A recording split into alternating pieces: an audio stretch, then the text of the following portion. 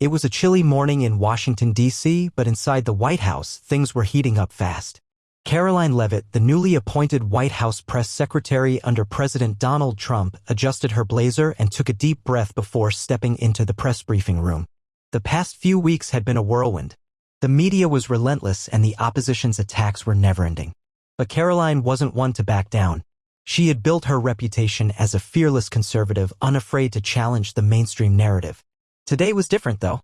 She had just received an invitation, one she couldn't refuse.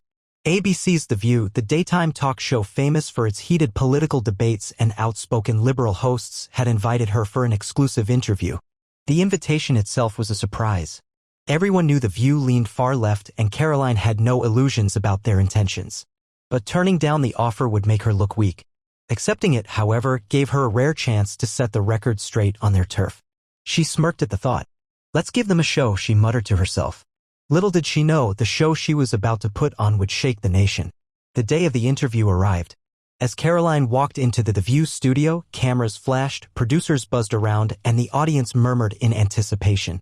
The set was familiar, 5 women sitting around a curved table, coffee cups in front of them, waiting to pounce on the next conservative guest who dared to enter. Seated in the center was Whoopi Goldberg, the show's longtime moderator and a fierce critic of the Trump administration. To her left was Joy Behar, equally outspoken and never one to hold back her disdain for Republican figures. On the right, Alyssa Farah Griffin, the so-called conservative voice of the panel who had long since distanced herself from Trump. The other hosts were equally poised for battle. Karoline took her seat with an easy confidence. The lights brightened, the countdown began, and within seconds, the cameras went live. "Welcome back to The View," Whoopi said, her voice carrying a smug tone. "Today, we have a very special guest, Karoline Leavitt, White House press secretary for President Trump." A mix of applause and boos erupted from the audience. Karoline smiled, unfazed. "Thanks for having me," she said smoothly. Whoopi leaned forward. "So, Karoline, let's cut to the chase. You work for a president who has been accused of spreading misinformation, attacking democracy, and dividing the country. How do you sleep at night?" A few audience members chuckled. It was an obvious attack, a way to put Karoline on the defensive from the start. Karoline didn't blink. "I sleep just fine, Whoopi. Because I know I'm working for a president who fights for the American people, for jobs, for freedom, and for a media that actually tells the truth." "Welcome back to The View," Whoopi said, her voice carrying a smug tone. "Today, we have a very special guest, Karoline Leavitt, White House press secretary for President Trump." A mix of applause and boos erupted from the audience. Karoline smiled, unfazed. "Thanks for having me," she said smoothly. Whoopi leaned forward. "So, Karoline, let's cut to the chase. You work for a president who has been accused of spreading misinformation, attacking democracy, and dividing the country. How do you sleep at night?" A few audience members chuckled. It was an obvious attack, a way to put Karoline on the defensive from the start. Karoline didn't blink. "I sleep just fine, Whoopi. Because I know I'm working for a president who fights for the American people, for jobs, for freedom, and for a media that actually tells the truth." The tension in the room thickened. Joy Behar scoffed. "Oh, please. Truth? Coming from this administration?" Karoline turned to her. "Yes, Joy. Truth. Something that's hard to find in most of the mainstream media these days." The audience gasped. The gloves were off. The tension in the View studio was thick enough to cut with a knife. The audience, a mix of liberal diehards and curious conservatives, sat on the edge of their seats. Whoopi Goldberg pursed her lips, visibly unimpressed. "All right, Karoline. You say the media doesn't tell the truth. Are you seriously suggesting that networks like ABC, CNN, and the New York Times just make things up?" Karoline tilted her head slightly, her smirk unwavering. "I'm suggesting that the mainstream media has an agenda. And let's be honest, if I had $1 for every time a major news outlet pushed false narratives about President Trump, I'd be able to fund your entire studio renovation." A ripple of laughter came from the audience. Even some of the producers raised their eyebrows. Joy Behar rolled her eyes. "Oh, come on. Give us one example of the so-called false narrative." Karoline didn't hesitate. "Sure. Russian collusion. For 3 years, networks like this one pushed the idea that President Trump was an agent of the Kremlin. Millions of taxpayer dollars were wasted on an investigation that proved absolutely nothing. But instead of admitting they got it wrong, the media just moved on. No apologies. No accountability. The audience murmured. Even Alyssa Farah Griffin, who had distanced herself from Trump, looked mildly intrigued. Whoopi exhaled sharply. So you're saying we should just ignore everything Trump has done? The impeachments? The January 6th riot? The constant attacks on democracy? Karoline leaned forward. I'm saying that you and your co-hosts have spent years demonizing half the country. You don't just criticize Trump, you mock and insult his supporters. You call them deplorables, racists, extremists. And yet here I am, a young woman working in the White House, proving that conservatives come in all backgrounds. But instead of listening, you and Joy here would rather sneer at anyone who doesn't fit your narrative. Joy threw up her hands. Oh, please, give me a break. But Karoline wasn't finished. She turned back to Whoopi. You know what's really dangerous for democracy? A media that suppresses stories it doesn't like. The Hunter Biden laptop story? Censored. COVID origins? Suppressed. Anyone questioning the official narrative? Labeled a conspiracy theorist. That's not journalism, Whoopi. That's propaganda. The audience gasped. Some clapped. Others booed. Whoopi's face darkened. You don't get to come on my show and act like we're the problem. Karoline held her gaze. Your show is part of the problem, Whoopi. And the fact that you can't handle a conservative woman standing up to you proves my point. Whoopi's mouth opened, then shut. For the first time in a long time, she was at a loss for words. Joy Behar, who had been fuming silently, suddenly slammed her hands on the table. You know what? I've had enough of this. I'm sick of conservatives playing the victim when they're the ones spreading hate. Karoline arched an eyebrow. Hate? You mean like calling half the country white supremacists just because they voted for Trump? Joy's face turned red. Oh, don't you start. But before she could finish, Whoopi stood up. No. This is my show. And I will not sit here and be lectured by some Trump mouthpiece. The audience gasped. Was Whoopi about to walk off? Karoline, unbothered, leaned back in her chair. It's funny, Whoopi. You and your co-hosts love to talk about diversity and women's empowerment. But the moment a conservative woman has a voice, you try to shut her down. Isn't that a little hypocritical? Whoopi was furious. That's it. You need to leave. Karoline blinked. Excuse me? You heard me. I'm not doing this. Joy nodded aggressively. Yeah, we don't need this garbage on our show. But before Karoline could respond, something unexpected happened. A voice came through the earpiece of one of the producers.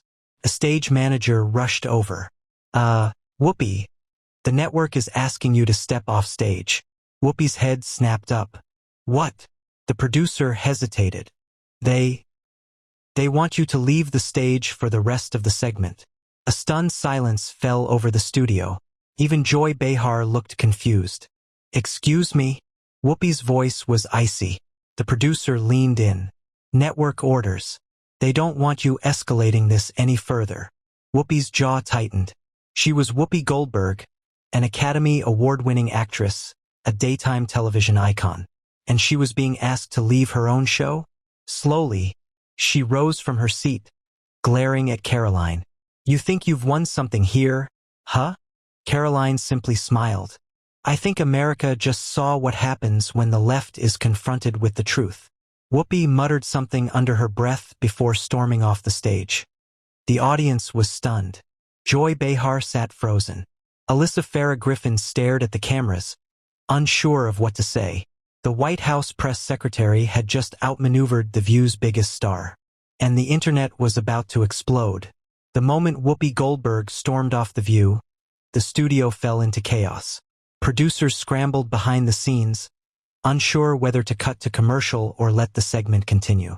Joy Behar sat slack-jawed, visibly fuming, while Alyssa Farah Griffin, caught in the crossfire, nervously sipped her coffee. Karoline Leavitt, however, remained perfectly composed. She had come prepared for a battle, but even she hadn't expected Whoopi to self-destruct so spectacularly. The camera stayed on Karoline as she calmly addressed the stunned audience. Well, I guess we've seen firsthand what happens when the left is challenged with facts. Instead of debating, they walk away. The audience erupted, half of them clapping, half booing. Twitter was already exploding, with hashtag Whoopi Meltdown trending within minutes. The network, caught completely off guard, decided to roll with the chaos. Instead of cutting the segment short, they let it run. Joy Behar finally snapped back to reality. You think this is funny? You come on here, insult Whoopi, attack the press, and then act like you're the victim. Karoline turned to her, her expression unwavering. I'm not a victim, Joy. I'm just exposing the hypocrisy of a media that claims to want diverse voices, but silences anyone who doesn't fit their narrative. Alyssa Farah Griffin cleared her throat, trying to regain control. All right, let's all just take a breath. This got heated fast. Joy ignored her.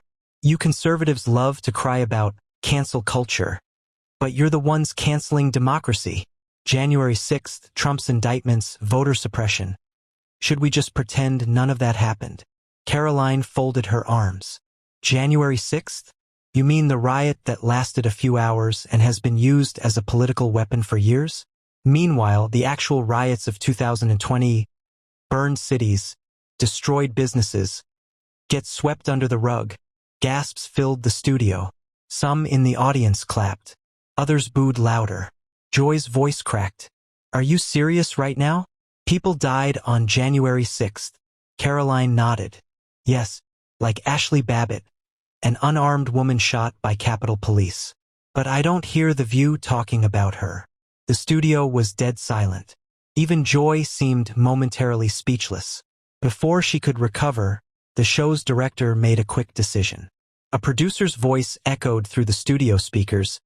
We're cutting to break. The screen faded out. By the time the show returned from commercial, Whoopi Goldberg was still nowhere to be seen. Instead, a flustered producer filled in her seat, doing damage control while Joy and the others tried to steer the conversation away from the explosive segment. But the damage was done. Within hours, the internet was ablaze. Clips of Whoopi storming off went viral. Conservative media celebrated Karoline's takedown of The View, while liberal outlets scrambled to spin the incident as Whoopi refusing to platform misinformation. That night, Tucker Carlson ran the footage on his primetime show, calling it the greatest conservative takedown of mainstream media in years. On the other side, CNN's Don Lemon fumed, claiming it was a dangerous display of right-wing extremism. But the biggest shock came from ABC itself. The next morning, network executives released a quiet but stunning statement. Whoopi Goldberg will be taking a temporary leave of absence from The View as we reassess our standards for political discourse on the show. Translation? She had been suspended. The media world lost its mind. Some liberals accused ABC of caving to conservative pressure.